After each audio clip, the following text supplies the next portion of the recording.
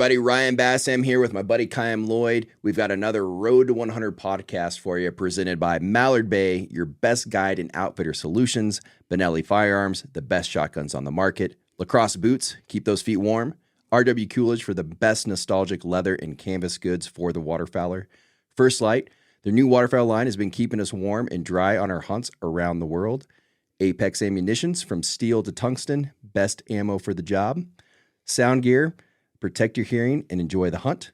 Montana Knife Company, you got to eat those birds, guys. And finally, Safari Club International, our favorite conservation organization, protecting hunters' rights around the world. And today we have special guest Keagan Keddell, who joined us to help film in Mexico. Keagan is a photographer in the hunting space, and we'll dive deep in his beginnings in Alaska and get some useful tips on how to become a content creator yourself. So stay tuned for this episode of the Road to 100 podcast. In the heart of every waterfowl hunter, there's a memory where it all began. For us, the waterfowl life started in the southern United States in the flooded timbers and expansive marshland. But as our journey unfolded, the quest for waterfowl led us beyond our home. The passion eventually takes us to different flyways, different countries, and beyond. We discovered that the culture of waterfowl transcends borders. And so, a daring dream took root, a dream to hunt 100 different species of waterfowl across the globe. We wanted to share the story of adventure and encounters with fellow hunters, each sharing the same passion as us. The landscapes will change, the species will vary, but the passion remains the same. One dream, a long road, 100 species. This is the Road to 100.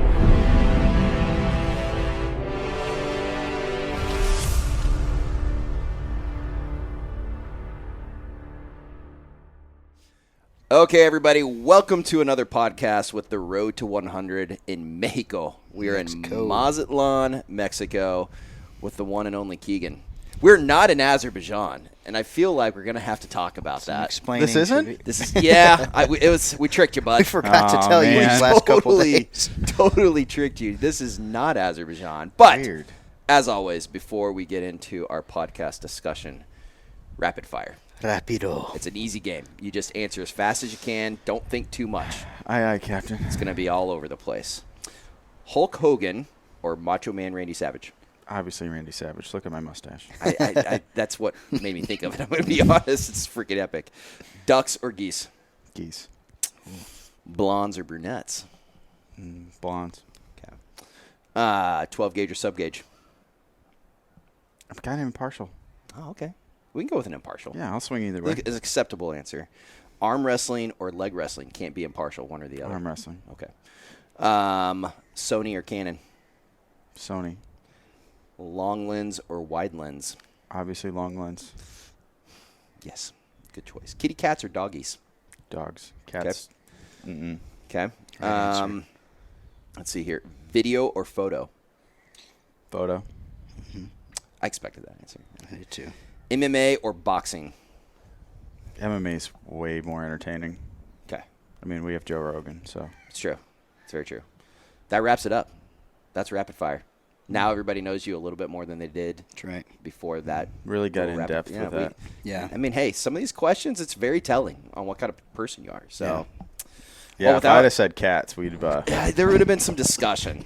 Yeah. I mean, it's kind of like one of those CIA weird questions depending on exactly. Yeah. Depending on how you answer, we know what kind of human you are. Dogs was the right answer. Dogs was the correct answer. Yeah. Some of those other ones, whatever. Kai might have a bone to pick with you, but not me. Yeah. No. I was expecting you to say Nikon on. Yeah, well, that wasn't really presented. And, I mean, I Yeah. do shoot a Sony, so. Yeah. You do. Yeah. That was the one where I was talking about when we wrote it. Yeah. I was like, these are two options, and I know he'll choose another one. And I thought you'd swing Nikon. But, yeah. And I've all good. expressed to the world my hate for Nikon shooters, but yet here we are. It's Well, okay. sorry, somebody had to take your At least picture he's this filming weekend. us. I know. At least I he's know. filming with a Sony. Yeah. So Yeah, helps. no. I think everybody uses everything. Like, anybody who's smart switches things up. Whatever You works almost for you. have to. Yeah. Well, before we get too much into this, two things. Because we are in Mexico, there's going to be dogs. There's going to be construction. It is Carnival right now. Yeah. Could So- be mariachi music at any point. We might get interrupted by Connie. I don't know. So we're just going to roll with it. And if there's fun sounds in the background, welcome to Mexico. Yeah. Yeah. The other thing, Azerbaijan. Yeah. Let's get it over with. Let's talk about it. Do we have to? Yeah. I think we have to. So Okay. I'll for be those, sad in the corner. yeah, I know it's gonna happen though. But for those of you who maybe didn't see what we were doing on social media with the Road to 100 before, we thought it would be really cool to do like a giveaway for somebody to have the opportunity to go to one of these crazy places, not somewhere like Texas or Arkansas or whatever, but somewhere crazy around the world. And we wanted to bring a creative along because the reality is we're also looking to potentially hire somebody to help us on some of these projects. Yeah. And so, long story short, Keegan was our finalist that we chose because he's an amazing creative.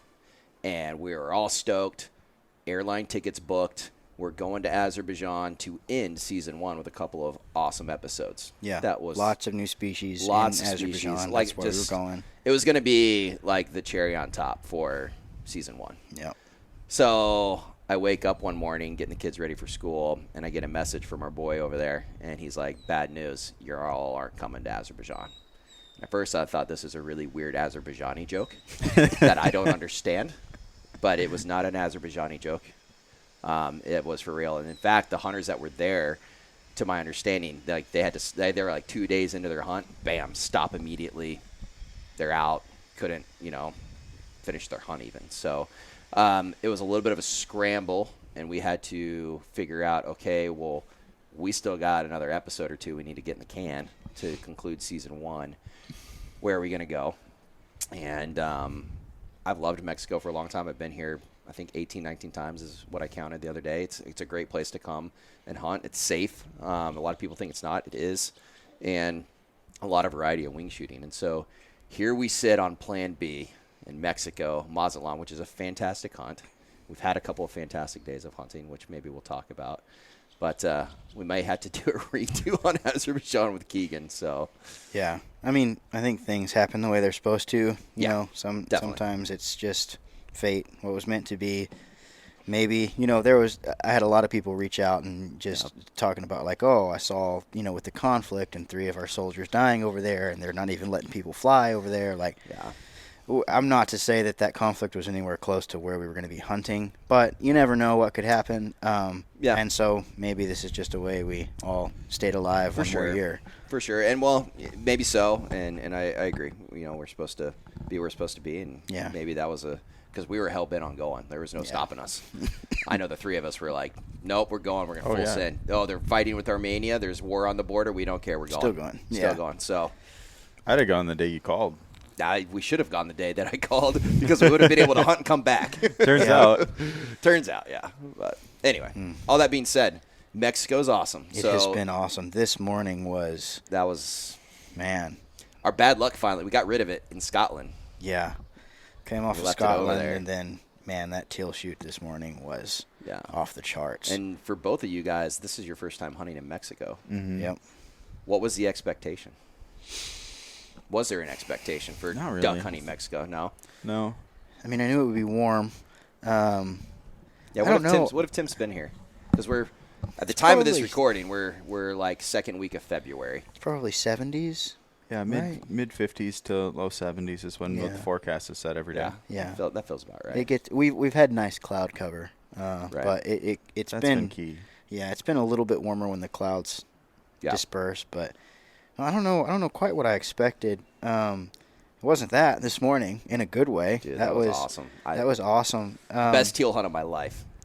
It gives off and I haven't bird hunted in Africa, but other Africa hunting that we've done. I just get like this African vibe, like a little bit, like it's like mini Africa, just like with the bird boys and the way that they push birds, and like it's just even the temperature and the place itself, the shrubs, stuff like that. It just and here's another thing. I'm weird and I have a very acute sense of smell, and I don't even have my full smell because I've been a little bit sick before this trip, a lot.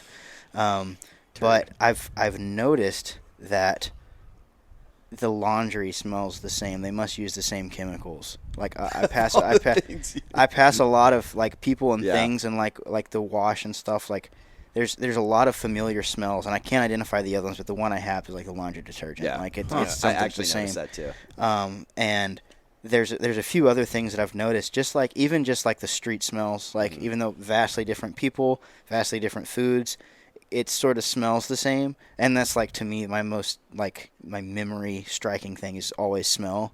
So that may be the only reason, but reminds me of Africa in like 3 or 4 different smell ways. No, you say that. No, I totally agree. And, it's obviously, economically, and when you look around, like it's not quite like home, but it's still a great place with great people, but it's different. Yeah.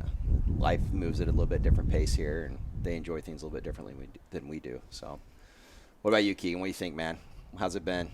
I mean, it's been awesome. Absolute chaos behind the camera, but that's kind of what we signed up for. We keep hinting at this amazing hunt we had this morning. So I want to hear it from your perspective, man. Like, give us the rundown from Keegan's perspective, and then we got to do some background on who you are and everything. But like, before we jump into that, like, what was your play-by-play memories of this morning's hunt?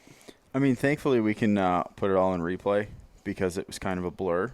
That was hectic. And mainly just because it's so, like, looking into the sun and then spinning around and looking into the clouds, obviously in camera is very different. So I'm jamming settings as I'm trying to spin around, watch where you guys are shooting, watch where birds are coming in, grab focus, make sure that I'm on the right bird. So I can't, like, a lot of it is me swinging with the bird, looking at you guys, checking settings, okay, still recording, good, thank goodness. And then, like, it happened. Bird would fall, then spin, bird would fall. And then have to totally switch directions. Duck under somebody, go around, like, you're just... Yeah. I mean, it was crazy. It was chaos. And if, if it turns out half as good as I feel like it did in camera, I mean... Yeah. Epic. It's just gonna scrolling be through wild. some footage that you just dumped over there. There's some really good. Oh, did you get a chance to look up through close? Not in detail, but there was a few shots where I was like, "That's awesome." Heck yeah. Just those when you get repetitive volume shoots like that, like that's when you can start to really get some cool shots. Because not that you know what to expect, but you start to dial in slowly. Even in hectic situations like that, you start to get repetition and get better shots, and you can see that too, like just like the adaptation, which is the fun part about this, I think. Oh, for sure. A camera guy's perspective. I think what makes it even crazier is the species. Like, the majority of the birds we shot were cinnamon teal. Yeah. So, like, to have such a crazy, like that, I'm telling you, I don't know that there's been that many cinnamon teal hunts quite like that. That was a big number of cinnamon teal. Yeah. So I felt hectic, and all I was having to do was freaking jam shells in a gun and try to not miss. So you did a good job of not missing this morning, both of you. Good Lord. We got on a roll there for a minute. That might have been the first time we've both been hot behind the gun together. Usually it's one or the other. That we were in sync there. But there was a moment where there's a bird coming behind me and you see it, and I see a bird behind you. I shoot that bird, move, you shoot that bird, and we're just like, whoa, that was cool. It was a bit of a dance. And then we hit triples on each side. It was awesome. Yeah, go check out the footage, guys. If you're watching this, listening to it, day 2 is going to be a banger. Jam-packed with action. Yeah. Super cool hunt. And I think that we've got a couple, well, at least tomorrow morning, another pretty solid hunt lined up, it looks like. Yeah. So, and then Thursday we'll see what happens. And thank goodness we did have Keegan here to help behind. Way. It just wouldn't have been the same. The volume would have been the same. The shots wouldn't have been the same. And we've struggled with that a little bit because it's like, what do you do? Like, you can't not film and shoot because I'm a one-trick pony. Yeah. I can do this, but Kayam's the one that has to be like the more talented one in this Your group. finger doesn't turn. It only is right? I mean, it does, but Kayam's told me, I'm no good. Yeah. What do you call us people? You grubby bastards. Oh, muggles. Muggles. Yes, muggles. That's it. Yes. Oh, jeez. Too funny. Well, let's shift gears because I do want to make sure we have plenty of time to get to know Keegan better. Yeah. So, Keegan, I like to ask people, like, give us the nickel tour. Like, I know you grew up in Wisconsin, but I would love to hear kind of your background. Like, did you grow up hunting? Did you grow up interested in, like, creative things? Like, give us the full rundown. I want to hear your life story, and we'll ask questions along the way. Yeah, I mean, I grew up in northeast Wisconsin, right on the bay, Green Bay, Lake Michigan, and then, grew up hunting my whole life. I mean, there's pictures of me in diapers fishing with my dad, catching steelhead or deer hunting in northern Wisconsin, and just, outdoors were huge. And then growing up where we did, we were walleye fishing on east wind days. We were salmon fishing on west wind days. Just we always had something to do. And then coming out of high school, I was going to school for cabinetry and needed a summer job. Got hooked up on the charter boats, guiding salmon on Lake Michigan with one of my dad's buddies, and started first mating for him. And then that turned into guiding ice fishing in the wintertime when I had time off school, got done with college, started a construction company, was still guiding, and would send my guys to the job site. I'd go run trips, show up after the trips, make sure everything was good. We'd work the rest of the day and then repeat, all summer. And one year was sitting on the ice guiding clients, and had a guy who had owned a lodge in Alaska for a bunch of years.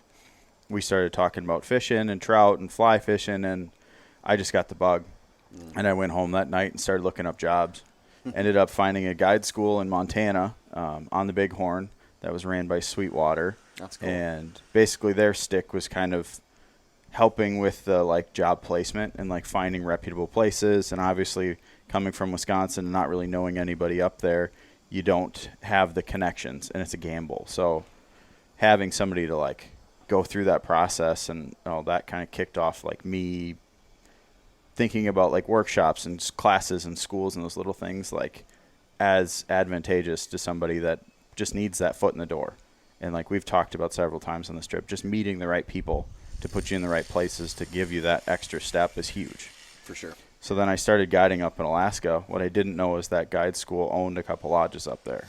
So they brought me into their own program.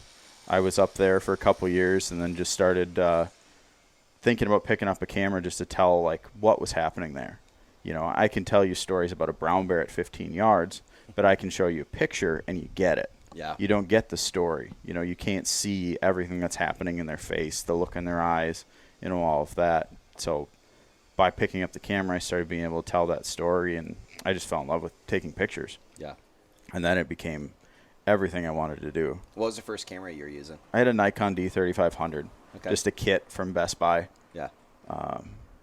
I had been looking for months and months, and I finally went to the store with my buddy Casey, and I was like, do not let me leave this building without a camera in my hands. And it picked it up, and, I probably took 1,000 pictures of the duck on his wall, sitting in his apartment that night, just playing around, trying to figure it out. And then it never left my hand. And then that just kind of transitioned. I was in Alaska for a few more years, started guiding and taking pictures down in Kansas and duck hunting. Mm-hmm. And then eventually I just quit guiding. Went to work for a production company and was there for just shy of a year, and super thankful. Got to go experience a ton, get thrown into the mix of this is how we do it. Yes. So which clients were you assigned to working with that production company? Who all did you get to film with? We did some stuff for Bergara, and then some other clients Knock On. I filmed some stuff with him, and then ended up getting hooked up with Lee and Tiff. And I spent 90-some days with Lee and Tiff that first year. Yeah. Which, obviously is awesome. From Iowa deer hunting, we did some Western stuff. And I had filmed my first elk kills that year. First antelope, first mule deer, That's cool. Got thrown into all of it in some of the best places in the country. Sure. And then ended up, once duck season kicked around after that first year, left that production company to go back out on my own. I wanted to travel more and kind of have more flexibility to just run and gun like I wanted to and be able to do stuff like this. And then, it's been a ride. Another year or so on my own, just traveling, and I think I've been on the road for probably 4 years now. Yeah. All in all. Good for you, man. I love it. It's kind of similar to your journey, Kyle. Very similar. Yeah. Get that adventure bug and just go. Yeah. Yeah, I don't want to really stop. It's addicting. So, yeah. So I was just going to say it's curious, the common theme, and not even just with photographers or filmmakers or anything, just that common thread of meeting the right people, being at the right place at the right time. And I guess that's a culmination of acting on your desires. You think about it enough, you start moving towards it, going to that school. It's not just you say that and people automatically think, oh, well, freaking happenstance, I wish that happened to me. Well, it's circumstance that you put yourself in because you're trying to get somewhere, and then the cards fall where they go. But if you're, sitting behind your Xbox, like, you're not gonna, Yeah. It's not gonna you're not gonna meet somebody that's gonna take you on an elk hunt. No. No, you make a good point. Like, a lot of it is circumstance, but you have to identify the opportunities along the way. Yeah. And be willing to just be like, yes, I'm gonna give it a go. Yeah. Like, the yes is the important part to that. The yes is the important part, because if you sit there and hem-haw and maybe next time, maybe there's not going to be a next time. So, each opportunity you get could be that golden moment that gets you to where you want to be later on in life. You kind of have to just, not overthink it and go with it, And even if it doesn't work out, you've got that learning experience. You've got that opportunity that's now putting you in position to work with the next person that's going to give you the opportunity, or you'll meet somebody along the way of something that might not have been exactly what you thought it was going to be, but it'll give you the chance to get where you want to go. Definitely. Well, I'm sure you've had quite a few learnings even in your 4 years. I mean, what are some of the most important things you've taken away or learned from what to do or what not to do so far in your journey? Maybe a tough question, but yeah, I mean, it is a tough question because there's a lot of I got fortunate and I spent every day since I picked up a camera behind the camera. So my journey has been slammed into, is it 1,400 days or whatever it turns into of just every single day you're running. I mean, from learning how to edit to learning how to shoot, and then going from photography into videography, and then learning how to edit that. And then you're completely like, oh my God, what do I do? This is another language. And then all of a sudden you start to go into learning how to do business and talk to clients and walk the language or walk the talk. You know what I'm getting at. Talk the talk, walk the walk. Yep. And just how to evolve yourself, your business, and then stay where you're not undermining an industry. Can't just walk into a situation and go, I'll do it for gas money for the season. Yeah. Because there's other people who have made their living doing this that now a company's going to go with you because it costs them nothing. And their end goal is not how great the content is. They just need content. Yep. So instead of paying somebody that's worked for years to get that relationship, they'll just slide in. And trying to find that balance as somebody coming into it is definitely a challenge. I think we can have a really interesting conversation off of the comments you just made, because I have a different perspective than you two guys do, and we're all going to align and agree.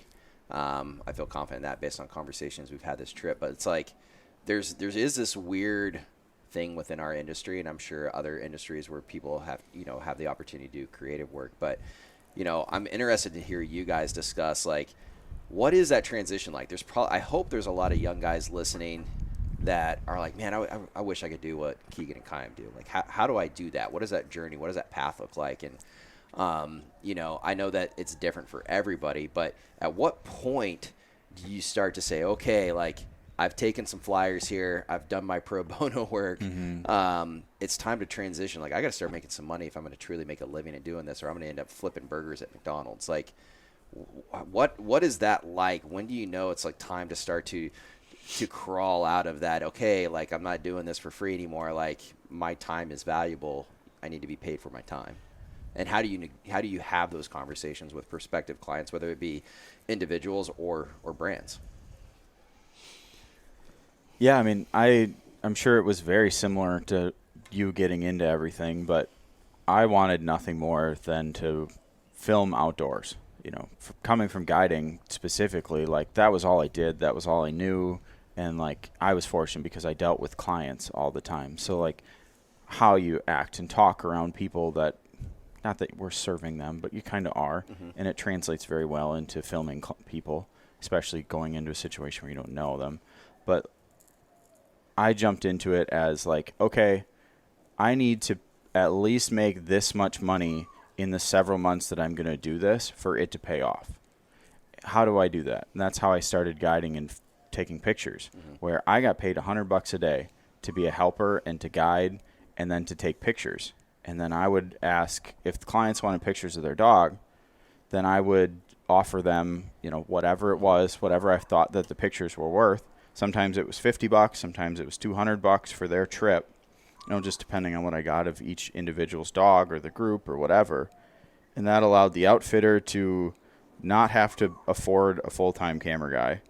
It allowed me an opportunity to build a portfolio, get experience, and then just be in the field. I mean, spend a 90-day duck season in the field. You all of a sudden can take an awful lot of pictures. And, I mean, the experience that you gain from that super quickly. So, like, the balance of figuring out how it works for the client and how it worked for me was really what was super important at that point in my career, and allowed me to approach bigger brands where I needed to ask for money, and I could go, this is what I've done. This is my work. This is my portfolio. And nowadays it's look at my Instagram. Yeah. But you all of a sudden can go, here, I did this.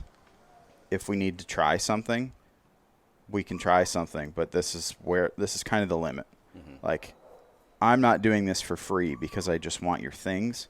I'm doing this for free because you're a brand that I believe in. You're people that I want to work with, and oftentimes it's a marketing manager. Sure. That is somebody you meet at a trade show or whatever, and you're like, hey, man, I really like you. I want to work with you.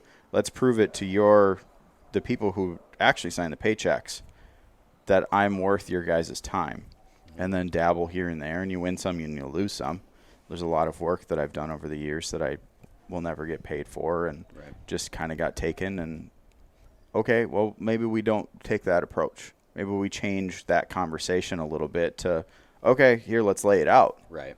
Let's go, I'll do this one, and then the next one, because you're going to need more pictures of this. Here's 10 images. Right. Here's 15 images. Okay, for the rest of it, let's set a price.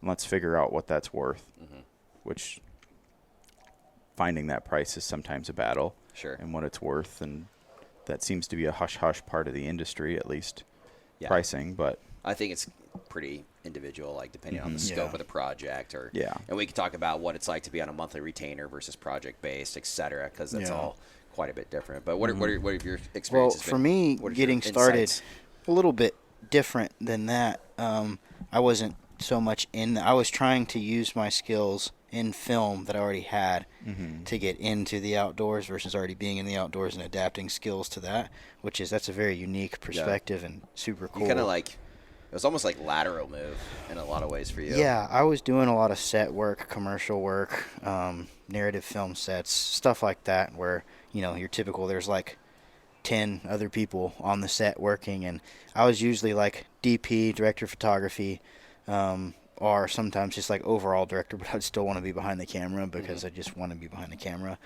So I'd kind of manage both. But there's a lot of people running around, but at the end of the day, like, to really make money, you got to know how to do all of the things so that you can monitor the people and make sure, because you're always going through, it's just like any other industry, like you're hiring people are leaving, people are getting sick, so you have to hire somebody, and like if your sound guy's new, you got to kind of know the sound equipment enough to like kind of look, like, what you rolling with there, bud, like, and just make sure that he's on par.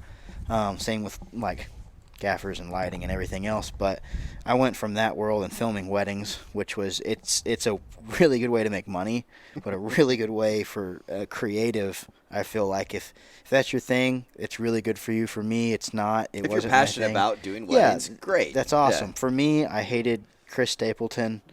At the end of it, lots of Chris Stapleton songs. It was like everybody wanted the Chris Stapleton Tennessee Whiskey song in their video, and like okay, that's what you want, and then they play it the whole time at the wedding, and I just remember at that point in time I was so sick, Chris Stapleton. But and I went from that, and just I kind of set a goal in my mind, and I said Alaska, Idaho, Montana or bust. And so I started applying to places, and I had no connections, anybody to help me out. I'd never done anything. Like zero connections. I'd fly fished in Idaho, Wyoming, Montana, just gone up and just backpacked around for, a month at a time and bummed it out up there with a buddy. But I had no connections. And so I ended up, there was a weird, with COVID happening, that was right when I started really applying and trying to look for things. And there was a State Department that needed a filmmaker for their research team, and I was like, man, this is like on the Arctic, like we're going into the Arctic Circle. Like it was super cool, and I was like, rad. I was the finalist with another guy who was local, and then neither of us ended up getting the job because they just had to close down that division. And I have since learned that most of the time local people will get the job. And that's what happened multiple times. They're like, you're not already here? And that's because most people will say, I'm down, I'm going to be there tomorrow, and they don't show up. That's 90% of people, and I didn't even have that perspective because, you know, I would have been there the next day. Like, you got it. Come up here. We need you tomorrow. I've been like, okay, I'll throw my stuff in the truck, and I might be late because it's a 24-hour drive, but I'll be there. But ended up going up to Montana and doing a job that's not really in the industry. I was, you know, filmmaking for doing video and content creation for an app that never launched, so no one got to see anything that I was doing for like a year. Yeah, so years worth of work. I was there just kind of turning my wheels, and had the app launched and everything went successful. Like that's a big payoff, right? Like like, oh, who did that content? Who did this? Like whatever. And so I mean, there were entire like long form film hunts that just never saw the light of day, so no one could see what I was doing. And I also don't go to trade shows. I don't talk to I'm a very unsociable person most of the time. You're not networking. I don't network. I'll sit there and become friends and talk to somebody in a natural basis, but I just don't go out of my way. I'm a very hermit type of person, and I'm not comfortable doing it, and I always feel like I'm pressing that boundary of I'm whining and asking for stuff, and it's not the way it is. And I've learned a little bit more to talk to people like when the opportunity presents itself. But even still, like people hit me on the head. They're like, "Dude, just go." I'm like, "No, thanks. I don't really want to. I'm good. I'm doing what I want to do, and like whatever's gonna happen is gonna happen." And that's been kind of my mindset. And even my dad, he was always like, "Man, you've got to just go talk to people. Like you've got to put yourself out there and do it." And I do to an extent, but I don't go and market myself really. I eventually, like, word of my work spreads or someone sees something and reaches out, and that's awesome and that's easy. And then I stick with the people that I know and kind of branch out from there. So I didn't really approach any brands. Like stuff just kind of naturally happened. And then I found a sweet spot to where, and then you start to learn everything's kind of interconnected, and you are networking without networking. And so now it's kind of the same thing. Like you end up talking to people regardless. I just missed the step of like, you know, going out and really like banging down doors and trying to do it. I just never really had that chance. But yeah, it's a fine line. I never really like, I was kind of constantly employed in the industry in one way or another, not necessarily the outdoor industry, but the filmmaking industry. Like, I mean, in college, one of my professors, when I was a freshman, offered me a job on set as assistant camera, which is a big leap for someone that should be doing just fetching coffee. Yeah, no kidding. Yeah. But he had seen my first short film, and I had been filming weddings, which, you know, I say I don't like filming weddings, but they gave me a lot of technical ability to edit and tell a story out of something that's the same thing every time. And it's, I'm sure photographers say the same thing. If you don't got anything else to do and you're not in an area that's cool and there's not other things to do and you need to make money in your craft, like weddings, that's why it's so popular. That's why people start there. Sure. But yeah, going from weddings to kind of set life, commercial life, up and working, it wasn't really anything cool for a while. I just kind of had to wait, and then I just got miserable doing that and ended up here. But that was making those steps like we were talking about earlier. Like, wouldn't have got a job in Bozeman had I not moved to Bozeman. Like, you got to be there, you got to put in the work and do the things. But yeah, it's funny how everyone's story is kind of similar. Like, a little bit different but similar. A little different but similar. Yeah. I think it's interesting. Like with Keegan, you know, like, you didn't go to film school, like you University YouTube. Yeah, exactly. And if I know what the answer is going to be, so I'm going to go ahead and ask it. Would you recommend for any aspiring photographers or videographers that think they might want to enter this, you know, line of work? Would you recommend that they go to film school? Photographers, probably not. Filmmakers, I will say, college for any kind of creative outlet is all about networking, which I didn't know before. It's basically like going to film festivals. When your film premieres, people will come up to you and talk to you and like give you proposals to be their DP or like whatever.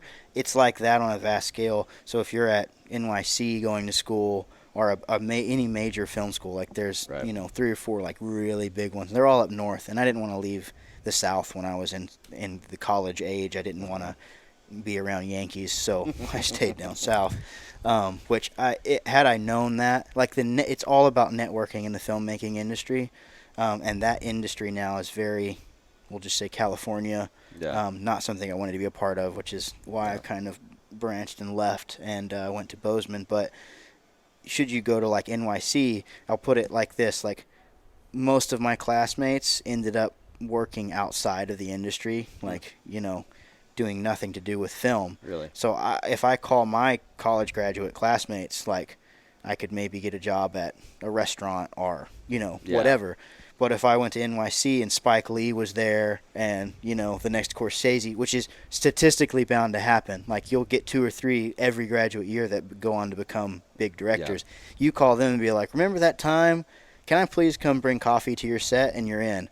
And that's kind of just like anything else, the connections make it. So I would say if you're going to do that, know that that's what it's for. Like you're not going to – in some of those schools, you'll develop technical skill if you don't already have it. But don't go in assuming that you're going to learn. If you're coming in with skill, assume that you probably won't learn anything technically, and it'll just all be just repetition, and it'll be about – just make it about connections. But other than that, there's nothing that you can't do without school. And I feel for sure. But I feel like – School of Hard Knocks, if you will, is YouTube. Like, because there's continuous education. You don't just like go to film school. It's like, all right, I know everything there is to know, because everything is always evolving, advancing, getting better, new tech, new software, whatever. And so you have to just stay on the the front end of that and on the innovative side of it. And I think you've done a good job in that. I think what you're doing in the waterfowl space right now with us is totally different than what's been done prior. And so you have to stay on the front end of a lot of that. Continue to learn. And I think for me, I'd be interested to hear your thoughts on like how you draw inspiration. But for me, I don't consume a lot of our own industry's content. I try to stay out of it. Like I'll watch some stuff that from friends and stuff, and I'll see reels, obviously, like on Instagram, and be like, "Oh, that's cool." Like, but I feel like I don't watch a lot of long form content on purpose because I don't want to get sucked into doing things the way other people are doing it in the industry. I'd rather start trying to do my own thing, and like it's a continual battle to find your voice, like through creativity. And so I'm curious to hear, like, where do you kind of draw your inspiration when you're making stuff, especially like film and photography? Like, is it mainly in the outdoor industry, or are you looking in outside venues for that? I know, especially when I was developing my style of photography, and my style of filming came just from how I shot pictures. It was all like watching the sports industry, like skateboarding, surfing, snowboarding, like all of the like action sports. They're doing just crazy things, and the camera guys and gals are just doing epic things to get a picture. And you're like, you just parasailed and you're over the top of an island, and that's the picture that you're getting of the other person, like things like that. And you're just like, okay. And they're just figuring out how they were just doing something, and then they weren't just like, okay, we want to set up this shot and it's picture perfect and it's framed great. They were just, okay, let's try this, and let's find that framing, let's find those moments as we're going. So like for me, my style became shoot a ton and then just be picking different parts of things. Obviously for a brand, like, it's great. You can take a picture of that Coke can and you can grab that logo and the scenes behind it, and like everything as it's laying, it's setting itself up to its framing, as long as you're moving the camera and you're setting the focus and doing all the things. But a lot of my like style and everything coming into it was just outside. And like I watched a lot of wedding photography. Yeah. Just some of their macro stuff and the details and their framing. Sure. And some of those people are just so fantastic at things. You're just like, why does that look so good? And then you start to think about some of the rules of like framing and some of that, and you're just like, oh, because there's 1,000 things going on in this image that somebody spent 15 minutes composing, and it's immaculate. And then you translate that into a duck hunt in the timber, and you're just running around the place trying to find which hole you can shoot through and where the dog is and like what's going on. Or Yeah. That's one thing I feel like a lot of people starting out don't quite get, like that, like because you got the shot doesn't mean that you're done. Like if you the better shot is there's usually always a better shot than the one that you first take. Like, you know, you've got to like be constantly moving and looking around, which live projects like this really handicap you a little bit. That's when second shooters are really helpful, and I did the same thing with other projects. Like if I knew we were going to be in a time crunch, I'd have one guy and be like, you know, your job is to get something weird and tight. Like if there's some kid with a cool scar, get him running around. Like that's, you know, your job is to find the weird and abstract, and then the other guy will be capturing just what's happening on a wide, you know. Because, I mean, it's the same for, like, constructed sets and scripts. I mean, you do your wide, medium, and tight shots for every single scene, and you run it through each of those angles. And we don't have that luxury, so you have to start looking for other ways to get that tight angle and get that different view. And so I feel like a lot of beginners, when they're showing me stuff, it's very to the point and straight on. And just that the image is what it is, and there's no like, oh, if I go behind, like you were saying, like get behind the blind and shoot through this little hole, that's a different perspective. And you were talking about perspectives today, and that's really what it is. It's sometimes it's hard to put into words, but it's, you know, your framing starts to make itself as you get more and more advanced in your career. You start to just see things like in thirds, in thirds or diagonals or golden ratio, like whatever it is. You just start to see it, and you innately put your camera there. I mean, I know now, like sometimes, like I'll go back and I'll watch footage, and I'll remember the moment and be like, I had no clue.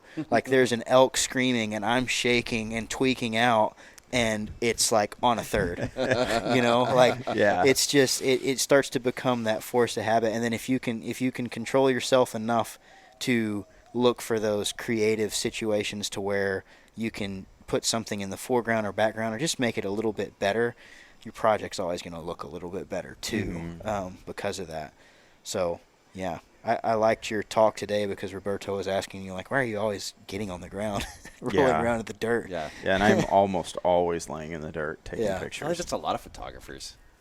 I mean, like, to get, and well, walk us through it. Like, why do you do that? I'll re-ask Roberto's question. Keegan, why are you always rolling around on the ground with your camera? Why do you do this? It did crack me up that he asked me that. It's, for me, it's just changing perspective. So, like, the average human is, you know, say 5'8" to 5'10". So we all see everything through that. And if you get above that, that's why drone shots are so interesting. And if you get below that, everything just becomes more interesting. And especially with, like, a dog or a duck that's, you know, sitting, if we're taking a picture of one on the rail or in the water or like whatever it is, you know, a dog on the dog stand. If you're on that level or below that level, you know, below and shooting up, you get that hero shot, you know, make Cruise, what's his first name, the actor? Tom Cruise. Yeah, Tom Cruise, make him look tall. Yeah. Like that's the hero shot. And everybody sees that and like, oh, and that's where like framing kind of plays into that. Centered seems a lot more like attention, and their personality kind of changes based on that. But like just changing that perspective makes things more just inherently more interesting. Yeah, definitely. I think it's a great answer. Yeah. I don't feel like I can contribute a whole lot. You know what I can contribute to this conversation? Because I sat on the side of the desk where it was like, all right, I'm the marketing guy for actually, this is more important than the mumbo jumbo. That this is the things that they'll learn along their journey. Yeah. As long as they keep banging their head against the wall until their forehead bleeds and they've ran out of tears. Your end of it, I think, is actually the part where there's more value in this conversation. I feel like it's good to know both sides of it because that way you can think through it the right way in your approach. So, like, if you're a younger guy or girl out there that is like, all right, like, I understand what these two guys are talking about. Like, I feel like I'm at that point where I'm trying to transition out of just doing this for fun and maybe want to do this for a career. I think the biggest unknown, like you can sit there and watch YouTube all you want to learn equipment and editing and et cetera, but how to talk to a brand. Well, you're a mythical unicorn that nobody's ever seen or heard of. Yeah. The brand manager and like who to talk to in those situations and how to get that stuff. That's a wall that it's very hard to break. It's hard to break. It's hard to get in there. It's hard to negotiate and really, I feel like, constructively advocate for yourself to make sure you're getting what's due. But I think there's also some things that people need to understand. It's like not all brands are created equal. And what I mean by that is like Peaks, for example, we'll use that as an example because we are both involved in Peaks in different capacities. So when your first introduction was to Peaks, dude, Peaks hadn't even hit $1 million yet. Like, we were still a very young company, one full-time employee, a couple of board members. Like, there was no marketing budget, really. Yeah. And so from the outside looking in, you may think that this brand is so well established, like, oh, man, okay, like I got to crack the code and see how I can grab a little bit of that marketing budget and show my value to that company because I really want to work. Like, I'm passionate about their products. I love their vibe. I want to work with those guys.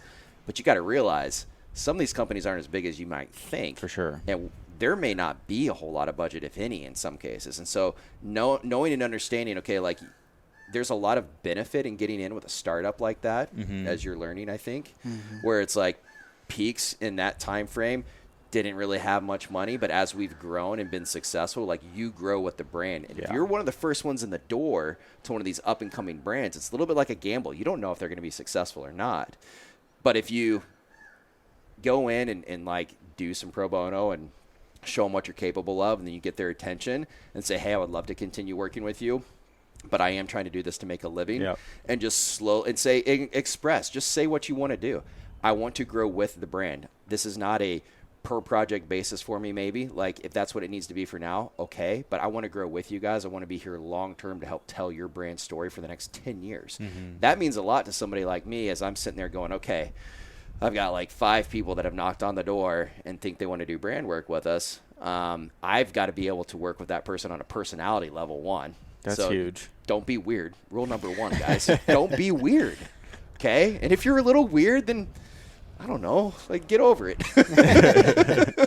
Figure out how to navigate you that. You can embrace the creative quirks. Yeah, 100%. Yeah. Like, I'm good with weird, but like don't be super weird. Just a little, like, mildly weird. You don't want chocolate kisses left in your desk after meetings? No, absolutely not. Yeah, please don't do that. Definitely. Yeah, don't do that. If you bring me a Red Bull, that'd be pretty stoked, though. But yeah, no, it's like identifying how to work with those individuals, how to match personality with them, understanding that may be a slow grow opportunity. Now, if you're going to go hunt for a whale and you want to go for, a company that's maybe a $200 million plus company, which there's not a lot of in the hunting industry. It's just a number that came in my mind. Understand that, yeah, there's an extensive budget. There is a lot of chain of command that takes place. Like that director of marketing or brand manager or whatever they are that you're talking to, they got to report to somebody else. So if you're not successful in your creative content, that guy has to pay for it. Yeah. And it's not fun. And so he's managing a budget. He's managing different projects. It's multiple like marketing campaigns, and there's a lot of thought that gets put into that. So a lot of guys, for lack of better words, get butthurt over like, well, why didn't I get that? Well, it's when you've got a massive company that has multiple projects going on, you should probably expect they're going to have a lot of different creatives working on different projects at that time. Be grateful that you get to go in and work on maybe one of those for sure, and continue to grow with them again. And some of that's like monthly retainer stuff. Some of that is per project basis, and some of these are like year-long projects. Some are maybe a week-long project. And I think understanding that as an up-and-coming creative and knowing that, it's not cookie cutter is my point. You've got to be able to come in and be willing to make some sacrifices, express your desire to work with them for the long term. I think my biggest issue when I was doing this a lot was I was always just really leery of creatives because it's like, man, this guy's going to like turn and burn on me and bail or not finish a project. I had plenty of those. So like you're earning that person's trust that's about to gamble on you because their job's on the line if you don't deliver. And so I think thinking about it from all these different angles will make you a more successful creative as you go into the business side of it and trying to work with somebody managing a budget and trying to do their best and to do their job for their company. And so, yeah, you may have some insights there too, but. Oh no, I was just going to say it is sad. Like it's a very common thing. Like almost everyone that I've talked to is leery because for whatever reason there is a lot of that going on. Like I don't get people it, man. who are just saying, "Yeah, I'll do it," and then they don't, or they take the money and run. Like there's so many different examples that I've heard from so many people, and it's made it hard for the rest of us to. No, it's tough. Like there's, and I'll put it to you this way: like there's I love working with startups the most. That's my passion. I like startup companies, and I might be able to pay a guy like $1,000 for a project, which is not a lot. But some of these bigger corporations, like if you build up, like I remember like approving a budget for $150,000 for a 2-guy team to produce an entire marketing campaign for us. It's a lot of money. Yeah. Now a lot of time, okay, like, and a lot of expenses on their end, which is why we came up with that number. But like, if someone's going to gamble on you, whether it be $1,000 or $150,000, do your job. Like, exceed expectations should be the goal, right? And so I don't know why that's become a thing, and maybe it's specific to the hunting industry. Maybe it's not. Everywhere. It's like that. You could take that in construction. Yeah, it's very true. It's people and human nature, and to some degree, but I think that's where you see companies or people really skyrocket out of nowhere. They build that trust. For sure. And I think the guys that maybe, like, if you're finding yourself in a position going, oh, crap, well, maybe I've done that. Maybe you're not passionate enough to do this. Maybe you need to find something you're more passionate about. So, Yeah. The one thing I did want to say is, like, approaching brands and brand managers, one, remembering, like, a brand is not – you take Peaks. Like, somebody wanting to work for Peaks, they're not working direct – I mean, they are working for Peaks, but they're working for a person. Like, you're contacting a person. It's a human that's answering that. It's not some giant magical brand. You're looking for that person and building those people-to-people relationships. Absolutely. And then the other one that made me think of is don't be afraid of getting told no.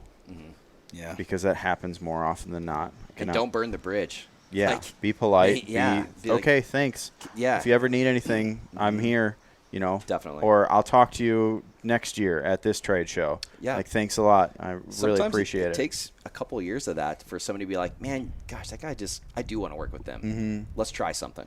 Most of my favorite clients are brands that I work with or people that I work with or people that I met, you know, a few years ago. Totally. And then you just follow up and you get to know that person and then you just build a relationship. And then all of a sudden they're like, hey, I needed this. What do you think? Can you help me? And you're like, yeah, let's go. And then all of a sudden you've actually got somewhere with it. I think another good point too is we've been sitting here talking about it. I'm reflecting on it all. Don't get discouraged if you're not hearing back from a director of marketing or a brand manager, because you got to understand, like, their schedules are more hectic than you realize. They're not just working with content creators. Correct. They're having to do so many things, wear a lot of different hats, and they're having to prioritize their time. I went into most days when I was working at Sitka Gear going, okay, who am I not calling back today? Who do I have to call? Like, because I'm already late in calling them back and getting things done, and who is just going to have to, you know, wait till tomorrow or next week. And that's a sucky feeling. And, you know, they're doing the best they can. It's just there's only so many hours in the day, and it is what it is. But I think that's another one. Don't get discouraged. Don't think they're not, you know, aware of you, but don't be pushy either. Because I had some people who was like, dude, okay, I can't deal with you, man. Yeah. If that's how this relationship, it's the same as dating somebody. If that's how this relationship's going to be, we're not going to work together. Yeah. Because you are a little pushy. I can't deal with it. So know your audience, sort of a deal. Yeah, following up with somebody is one thing, but being up their shorts is definitely not advantageous. Yeah, no, it's definitely different. Good conversation, guys. Checking our time here. We got like 10, 15 more minutes maybe. What else we want to talk about? That was good. Yeah. I don't know if you guys want to geek out on more like camera guy stuff. You totally can. I mean, we can. We haven't really delved into, I'm sure a lot of people are curious, like, gear specific stuff like we were talking earlier. Like, people do want to know. Good call. You're not going to give away all the secrets though, huh? No, probably not. It's all right. You can keep your secrets behind your shroud of no magic film director. No, most people that reach out to me, I'll tell them. And we were having this conversation earlier about, like, what's the right way to approach people who you look up to. This is a good point. There's no real good one. wrong way to approach, but it's a asking in a respectful way, and, like, knowing that they're taking time to respond to you, like, all that. But, like, don't don't ask for like the sit down masterclass, especially like if people are, they offer some kind of education program or they have a YouTube video that they've made specifically to educate people. Like, don't ask like, okay, so once I have this footage, what exactly are you shooting? How do you do it? And then what's your second angle when you do that? And then when you get it, how often do you cut? And when do you use slow-mo? And then also, could you show me exactly how you color grade? Because I need that for my next project. And what music do you use? Because I need that too. Like, it gets to the point to where you're like, why don't you just take my video and copy it and put it on your own Instagram and then claim it as yours? Because there's a fine line where like there's only so far I can get you, and I'll be hurting you if I give you like I'd love to take the time to teach people to color grade, but when I do teach some friends that I've gotten to know, it's not someone's beating down my door and I'm like, oh my gosh, fine, I'll teach you. It's people that I can tell are eager to learn and like honest about it, and like it's being willing to exchange, like some of the people that I've taught that have gone on to be better colorists than me were people who helped me on set. They're like, can I please carry a bag? Can I just watch you? Can I, I'll run when you need coffee and I'll go get it. And those are the people that end up being successful because they've got the drive, but they know how to go about it. They don't want it for free. They don't want. They understand the value of that information, and they're willing to pay for it with their time or their effort or some kind of exchange. I mean, are there good questions that people can ask that kind of will naturally lead them to the answer they need to find on their own versus just like bluntly saying, how did you I think exactly it's the do flip this? side of your question. Oh, okay. So it's not the questions that they can ask to find their own answers. It's I think they need to take their questions and look for their own answers so that they can understand the answers that we're giving them. Got it. So you could break it down just as simple as cameras. What camera do I buy? If I tell you what camera you should buy, why you should buy it, the advantages of this camera, what lens, what the f-stop is, why you don't need a 2.8, why a 5.6 is perfectly fine and save some money. You can buy a used lens from B&H or Adorama, or go to your local camera store. Like, when I tell you all those things that I'm going to tell you either way, you're overwhelmed, especially somebody new or even somebody that's been, like, around cameras a little bit. Like, all of those things are just a flood of information.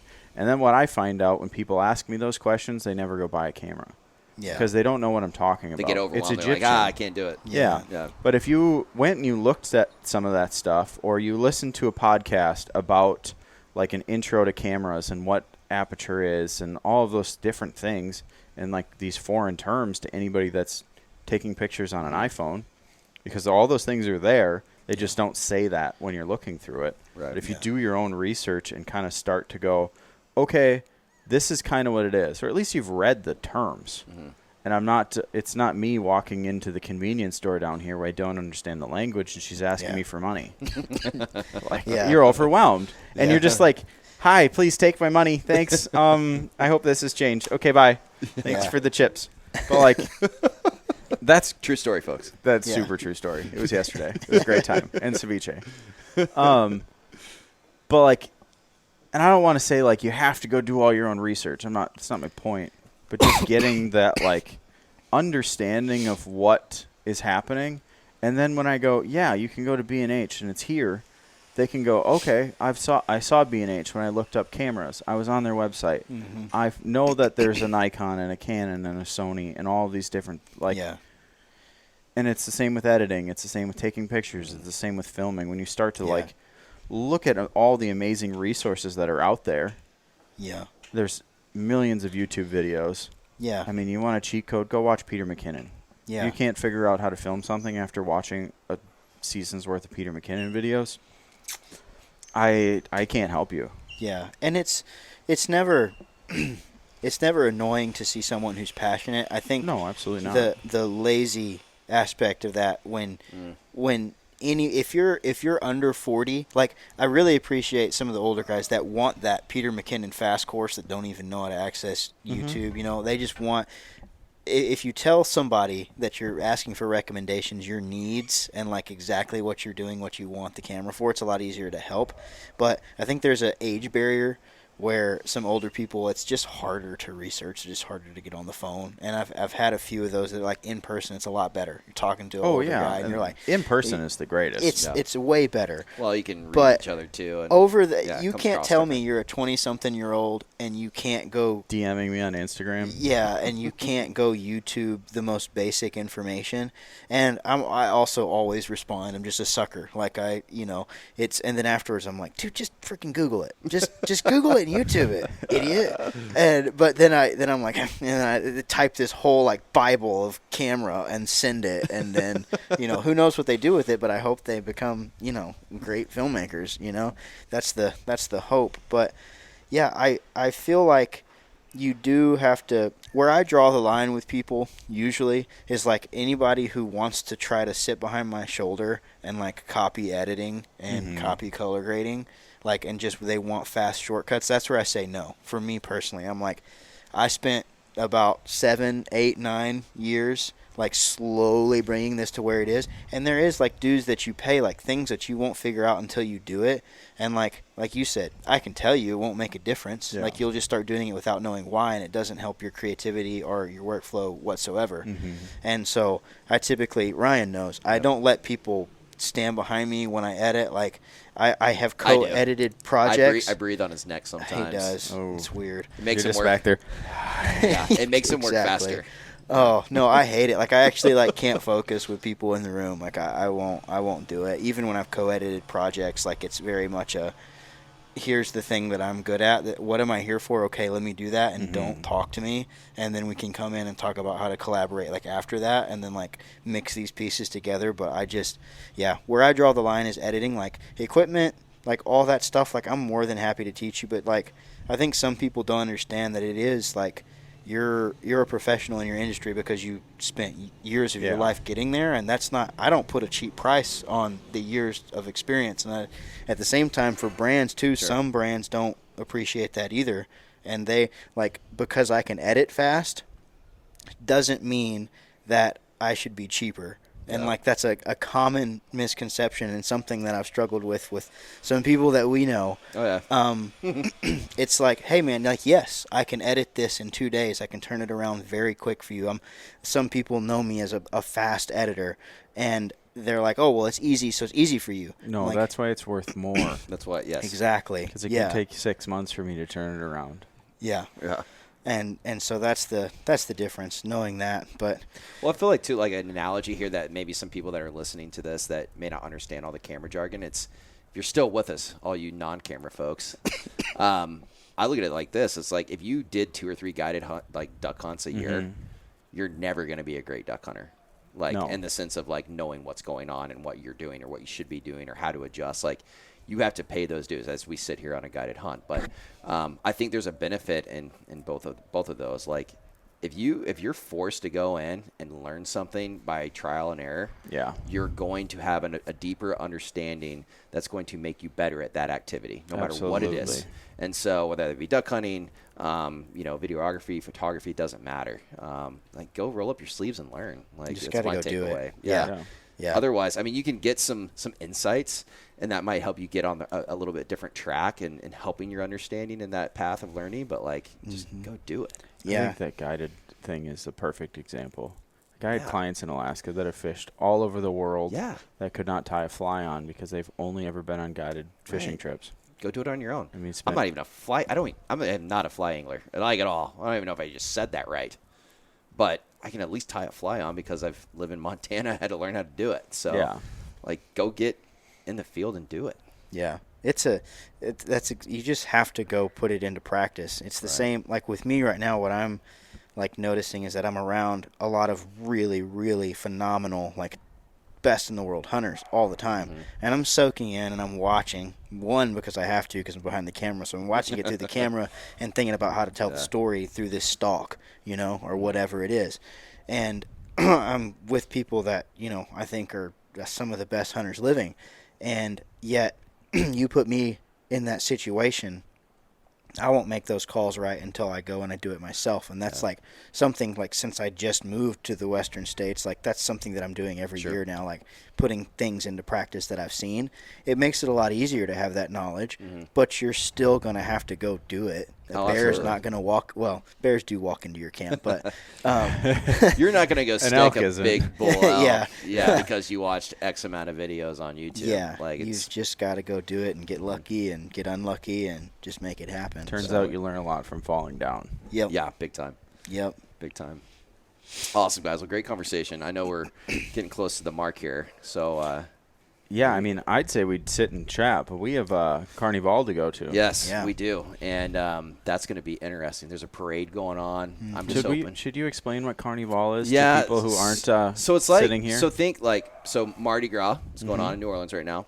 Carnival is like the same thing, but in all Hispanic cultures across Mexico and South America, and they all celebrate it a little bit differently, but it's basically just like a big 3-4 day party.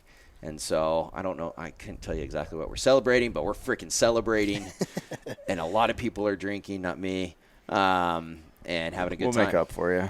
That's okay. I'm the designated walker around. I got to get us back over here. So and translator. Yeah, it has been really nice to have someone who speaks Spanish. It's been a lot of fun. It would have been a lot different if we were just here trying to Google Translate on our phone. It would have been interesting to watch you guys struggle through it, just getting around town. I can tell you by my recent transactions at the store down the road, it would not have been that interesting. I would have found it funny. Yeah. Oh, people would have laughed. It wouldn't have been interesting. It would just been funny. Oh, I love it. Well, we typically wrap up. So yeah, let's wrap this up because we got to actually grab our stuff and go get some more footage. We'll show everybody what Carnival is all about. Hopefully, yeah. Hopefully we can find it. Hopefully we don't get anything stolen. I think we aren't going to miss it. I don't think we're going to miss it. So we always wrap up with usually 2 questions. I actually have 4 for him. Oh, okay. Okay. So, because it's 2 different perspectives, because we haven't had somebody on that's like you, that's both a hunter and a creative. Yeah. At y'all's level, in my opinion. And so I'm trying to figure out what order. We'll do it as a hunter. So from a hunter's perspective, you don't own a camera, you own a gun, okay? If you could hunt one waterfowl species in the entire world, what is your number 1 bucket list bird? Man. Yeah. Yeah. Instinctually, what's the first thing? Yeah, what popped into your head when I said that? Old squaw. Yeah? Okay. I love it. Yeah, and I mean, part of me also I also love that you called it an old squaw. Yeah. Well, that's what That's what it is. Yes, correct. Go ahead. The Cornell Lab of Ornithology can take it or leave it. Agreed. But no, it's just growing up on Green Bay, we field hunted for geese and then diver hunted, and then we'd field hunt for geese and mallards and we diver hunt, and that was honestly, if old squaw is just more interesting, I would have said a lesser scaup. Yeah. Otherwise, yeah, I love shooting bluebills. Yeah. What about a bird that you haven't shot before? There's one that you haven't shot before out there. I mean, everybody says the harlequin. Yeah. No, I like it. So here's what's interesting. It's actually been the king eider. That's been the number 1. That's the number 1 answer to that question. But I love the differentiation, and because Harleys are beautiful. They're the wood duck of the sea. They're just gorgeous. I have a soft spot for them because that was my first couple of days in Alaska. Saw our first pair of harlequins going up the river to breed, and then we'd see chicks occasionally on some of the mountain streams, and then cool. It just was, yeah, it's Alaska. Obviously, if talking to me for 3 seconds is all I talk about. It's a special place. All right, so follow up to that. Doesn't have to be Alaska, can be, but you've already been there, so it can't be. I'm changing the rules because you've already been to Alaska. You guided there, you lived there.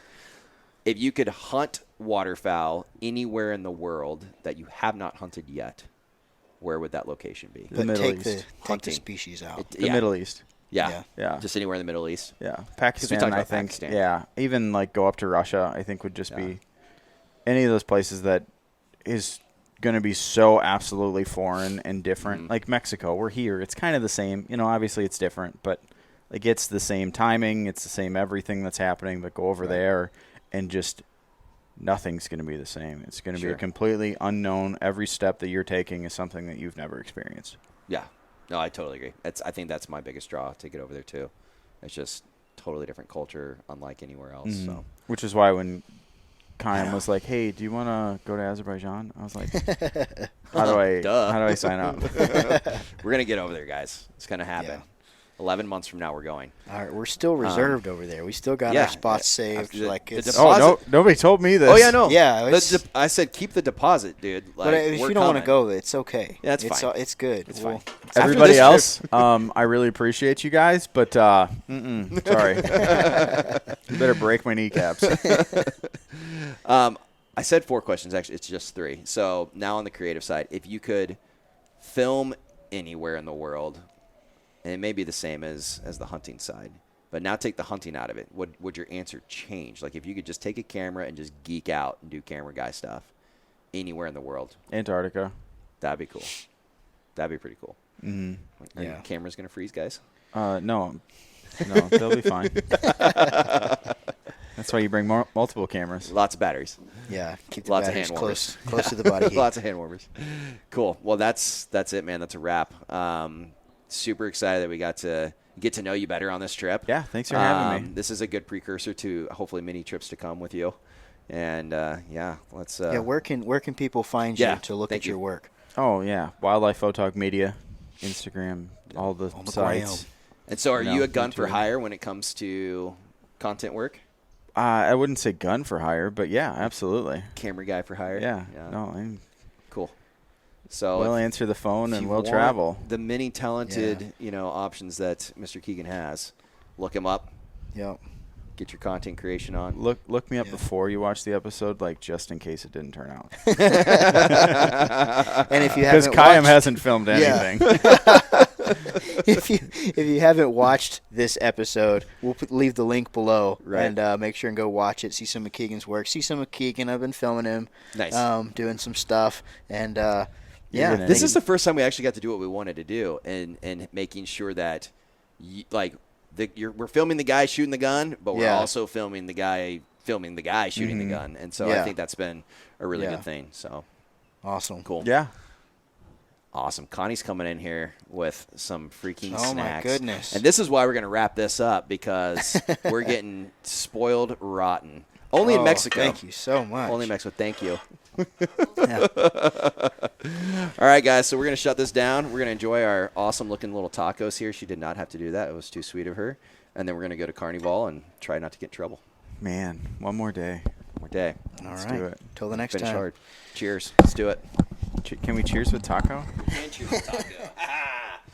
Mexico. Yeah.